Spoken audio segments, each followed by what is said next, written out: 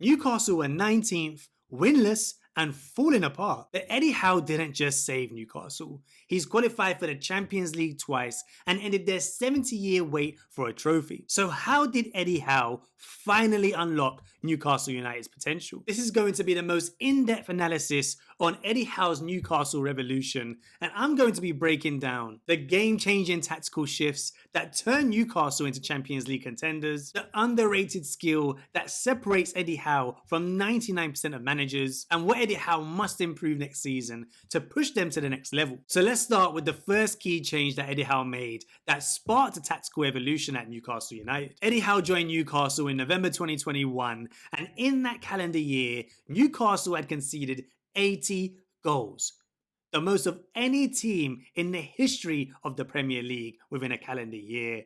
And so the biggest issue to solve was quite obvious. He had to inject quality, physicality, and leadership into the back line, and he brought Kieran Trippier and Dan Burn in the January transfer window, and then Sven Botman in the summer transfer window. But it all changed because he turned defence into attack. Now, without a proper quality left back and the form of Fabian Schär and Dan Burn in the end of the previous season, he decided to start all three centre-backs in the next season, with Dan Burn a bit more versatile, playing left back at Brighton before he was bought by Newcastle, playing in that withdrawn role alongside Sven Botman and Fabian Schär, making a three at the back, especially when in possession of the ball. And what that did was two things. It allowed Newcastle to defend against transitions, which they were poor at, especially under Steve Bruce. But it did a second thing, which was far more important. And that's allowed Kieran Trippier to play high and wide, getting that license to move forward and contribute in the middle and attacking third of the pitch. Kieran Trippier had 7 assists in that 22-23 season. He became a captain fairly quickly after the transfer in January, and he became a talisman in that year where we won Champions League football. And his assist against West Ham signified everything that we allowed him to do with that back three setup of Burn, Schär, and Botman. You can see Guimaraes picks up the ball in the centre of the pitch. Trippier's already on that back line, given that license to move forward. And you can see Bruno had that ability to pick him out, but it's slightly overhit. It's slightly overhit for Trippier's run in behind that West Ham back line. But he's what he does once he gets the ball. First time, backpedaling to reach the ball, just plays a lovely cushion ball, swerving with that in swing into Alexander Isak's path, and he just taps it in to an open net. Beautiful little cross. The quality he showed when in those advanced areas was key to unlocking Newcastle's attack in that season. But it wasn't just the back line that improved. Eddie Howe made Newcastle one of the worst teams to play against. But it took him being relegated with Bournemouth to unlock this key part of his philosophy. Eddie Howe was known for his attacking football at Bournemouth, but in the year they got relegated, his final season at the club, they conceded 65 goals, the third worst in the Premier League that season. Eddie Howe took an 18-month sabbatical, and he took that time to visit some of the best coaches across Europe, and he ended up visiting Andoni Iraola at Rayo Vallecano and Diego Simeone at Atletico Madrid. And he took one key tactic from each of those managers that have been implemented in his philosophy at Newcastle United. He was able to implement both the high press and the low block to a high level at Newcastle. And the game against Arsenal in the Carabao Cup and Chelsea towards the end of the season showed the best of both. Now, in the second leg of the Carabao Cup final against Arsenal at St James's Park, Newcastle employed a high press. But not just a simple high press, a man-to-man high press that has become a trademark of Eddie Howe. And you can see one of the biggest changes that he made in this game, the little tweaks he makes in this system, was he allowed Dan Burn, and in this case, Fabian Schär, to man mark as high up the pitch as they needed to go. Raya attempts to play the ball out from the back. Gordon curves that run to hurry him into that action.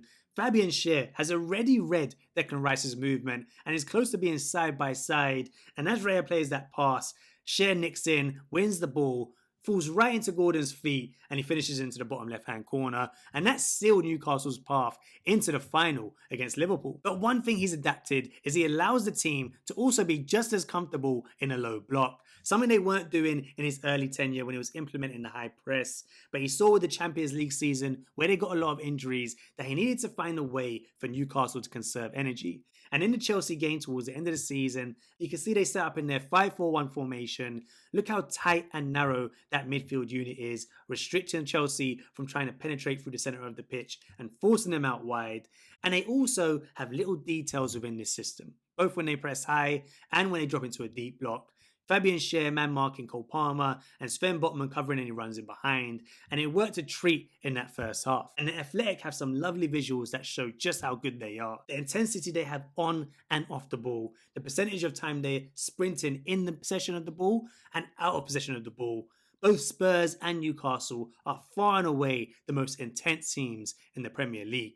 And it's not just that. When they're playing in transition, they are dangerous. Their percentage of forward passes after they win the ball back in attacking transition and the amount of sprints that they make when they win the ball back are so intense. He's turned Newcastle into a defensive machine off the ball. But it's an attack, Eddie Howe's trademark, where he's taken Newcastle to the next level. To show how big a difference Eddie Howe made at Newcastle, in the 3 seasons before he joined, they had scored 42, 38 and 46 goals. The 3 seasons after he joined, 68, 85 and 68 goals in his first full 3 seasons. So what did he change? Now the biggest thing that Eddie Howe implemented in Newcastle's attacking play was penetrating the opposition in the wide areas. And that was through overloads, little half space runs, underlaps, overlaps, and then getting plenty of crosses into the box. And one of the most iconic games from this season was the cup final, and Alexander Isak's goal comes from just this type of situation. Tino Livramento down the left-hand side, and he passes it to Harvey Barnes, and he immediately makes an underlapping run inside Kwanzaa. He puts in a lovely cross, knocked down by Jacob Murphy, and Isak finishes beautifully into that bottom left-hand corner, makes it 2-0. And these are the types of situations that Eddie Howe loves to build in the wide areas. But there are 4 different players that have played in that left wing or right wing position that show just how good a coach Eddie Howe is. And we'll start with Miguel Almiron, scoring 11 goals and 2 assists in that 2022-23 season that got us Champions League. His career best. And he built a great relationship with Kieran Trippier, Longstaff, Bruno Guimaraes down that right-hand side. And you can see from the goal against Fulham, one of his best goals in his time at Newcastle, the type of pattern of play that Eddie Howe developed down that right-hand side. You can see Almiron picking up the ball in that wide right area. He plays a little ball into Bruno Guimaraes' feet, and his immediate thought is to get into that half space in the box. Fast, direct, the amount of pace that Almiron has, he darts into the box, and then this is the lovely little pass that Guimaraes loved to play, clipping it over the top or through the lines into Almiron's run, and then the audacious finish at the end, into that top left-hand corner. And it's just a great finish, the lovely pattern of play that he loved to develop. But it wasn't just Almiron. He even used Joe Linton in that left wing position, playing with Joe Willock in that left centre midfield spot, rotating and causing havoc for the opposition.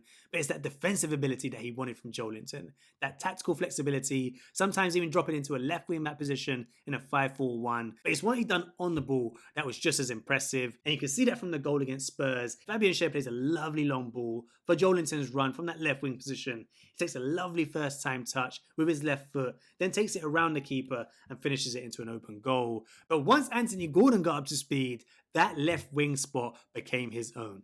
11 goals, 15 assists in that 2023-24 season, a career best, and the goal against Liverpool signified the kind of impact that he was making. Playing high and wide, linking with Alexander Isak, little running behind Kwanzaa, chopping back onto his right foot, and a lovely finish into that bottom right-hand corner. And he was a threat both on and off the ball with his intensity of play. And if we're talking about getting the best out of players, we have to talk about Jacob Murphy. 8 goals, 12 assists, a career best in the Premier League, typical wide midfielder, naturally right-footed, making those lovely runs off the ball. And you can see that in the assists this season at Old Trafford, linking with Alexander Isak, making that run in behind. Lovely first time, right-footed cross, lovely whip and pace he puts on the ball, and it's finished by Anthony Gordon by just outside the 6-yard box. What he does to players. Eddie Howe loves to improve players, but if you look at the profile of all the players I mentioned, they all work hard, especially off the ball. And it's interesting to see what type of profile that he'll get in this right wing position that we've coveted for a long time in this summer transfer window. But there's one area of the pitch where Newcastle have found a formula that works, that makes them an elite team.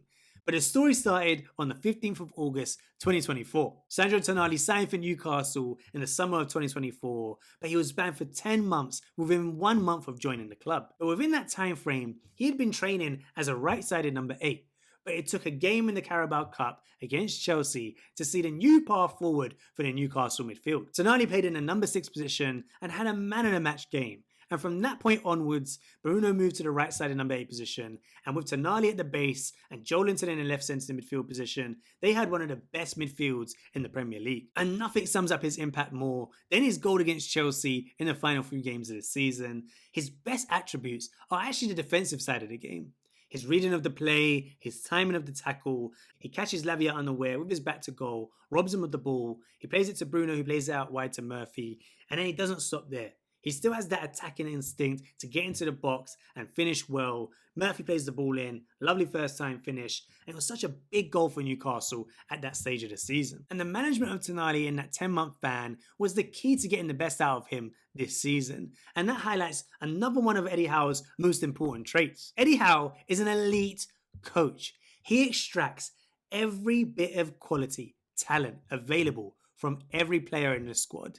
And you can see that from the likes of Almiron and Murphy. Cast aside by Newcastle fans before he joined, and look at the career best seasons they've had under Eddie Howe's tenure. Then you got the likes of Joelinton, who was a striker when Eddie Howe first joined. How many managers would have converted that player into a centre midfielder and got the level of performance that he got out of Joelinton in the past few seasons? Not many.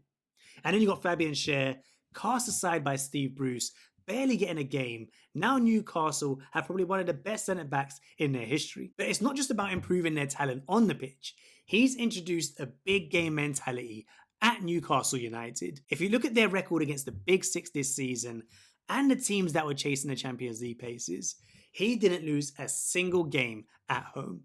And that's not even taking into account the Carabao Cup run, where they beat Nottingham Forest, Chelsea, Brentford, 2 semi-final legs against Arsenal home and away, and the cup final against Liverpool. But there's improvements that this team can make to take them to the next level, and it starts with the goalkeeper and how they play on the ball. Nick Pope played the most amount of minutes in the 2022-23 and 24-25 seasons, but they're the seasons where they launched the ball most from goal kicks. Long passes rather than playing short and out from the back, and that's because Nick Pope struggles with the ball at his feet. And that's where the first big area of improvement can be made, by signing a new goalkeeper that is adept at playing out from the back. And we saw the difference this season when Pope got injured and Dubravka came in. We were able to play against teams that had a high press, playing short passes out from the back, clip balls into the fullbacks, and it added an extra layer, variety, to our attack when in possession of the ball. But the main position that we have to improve, the one that hasn't had a key first team signing since the takeover, is right wing. I would love to see someone finally take the place of Almiron, Murphy, be a quality first addition at that right wing position. Maybe a left footer to complement Murphy, who's that traditional right winger with the right foot. Someone that can cut inside, someone that contributes both creatively with assists, chances, and scores goals. But it's just a must-have position this summer, along with that goalkeeper position. Newcastle were the 4th oldest team in the Premier League last season, but there's one position that it affects the most. Dan Burn, Fabian Schär, and Jamal Lascelles were all pushing the wrong side of 30. And that's why we need a new centre-back. Someone that's athletic, someone that can help us keep a high line with pace to recover in behind, and a new centre-back is key for the next season. And so from 19th place, winless, with a stale squad lacking quality, Eddie Howe has achieved 2 Champions League qualifications, 2 cup finals, winning our first domestic trophy in 70 years, 4th, 7th and 5th place finishes in his first 3 seasons with that squad. Eddie Howe has proved he is an elite manager. So what support, what resources, what new players does Eddie Howe need for the season ahead to take Newcastle to the next level? Let me know down in the comments below. Make sure to like, subscribe, hit that notification bell. I'll link another video up here for you to watch, hopefully a Newcastle one, just to follow on from the trend. And I'll see you on the next episode of A Game of Two Halves.